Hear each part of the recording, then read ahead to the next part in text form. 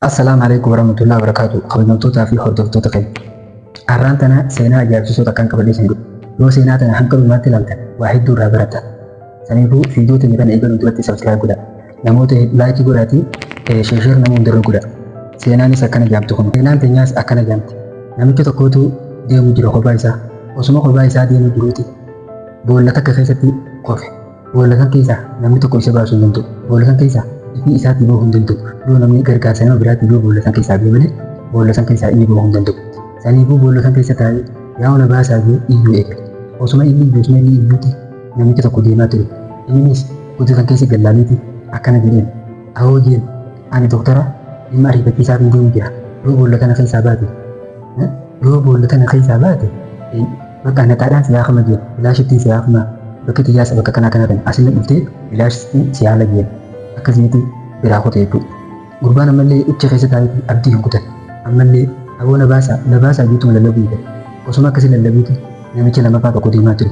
Innis gizeetti dhufe boolla san keessa gallaaniiti ahoo jeen silaatii baasaa dhimma ariifachiisaa miti hin jira. Ani abbaa mana murtiitii jeen abakaattuu dhageen abbaa mana murtiitii waan namaatu kennee jeen raakisaatii baasaa. Saniifuu yoo as keessaa baate ati yoo boolla tana keessaa baate bakka kanaa kana na dhufuu dandeessi jeen. Nuti boolla tana himatamaa gooniti beenyaa fi akkasitti irraa siifuu na jeen maqaa irra siifannee beenyaa fi irraa siifuu dhageen boolla tana keessaa gisee baate ichinoo kootu jeen. Inni lammaffaa olii akkas jeen ammallee abdii muranii kuma keessa taa'eeti ammaas yaalu eegale. Namni gamanaa gamna deemaa dhufe faana namaa dhageeffateetuma yaa na baasaa boolla tana keessaa jee ammaas namatti lallabuu eegale baay'ee abdii murata. Boolla hamtuu keessaa itti dukkanaatti walitti boolla tana. Osuma akkasitti inni sadaffaa tokko gisee deemaa dhufe aboo na baasaa jee gisee nama na baasaa jee lallabbii san eegale deemuudha eegaa dhaqee boolla kan akkasitti darbeeffatte. Aboo jeen kan boolla kana keessaa na baasuu qabdu atoo dhufti maal illee dabalamtaa jirti. Inni namichi isa kana ilaalee seeqeetu jeen. Aboo jeen boolla tana bakka itti baatu ni beeka boolla tana bakka baanu ni beeka kanaaf inni ittiin darbee jeen. Boolla tana keessaa boolla teemaa irra osoo wattuu kana si duraan keessa seenii keessaa bee saniifuu boolla tana keessaa anaatu si baase jechuudha. Boolla karaatti baasanii agarsiisee jechuudha.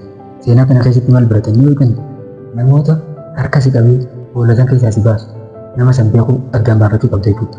Namni hundi boolla keessaa si qabee si baasu nama kamtu boolla san keessaa na baasaa jettee jireenya kee keessatti nama harka si qabee wanti si godhu san addaan baafachuu qabda. Har'aan tana seenaa teenya asirratti nurraa gabaabsita. Seenaa tana keessatti akka waa hedduu baratan abdiin isin haa qabdu.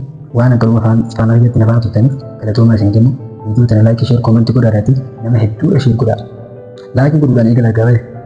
Saniifuu viidiyoolee ajaa'ibsiisoo seenaalee ajaa'ibsiisoo waan qabadhiisan dhufuuf isinis yuutuuba kana sabskiraayib godhaatii na jajjabeessaa isin jira. Assalaamu alaikum warahmatullahi wabarakatuh. Bye guys.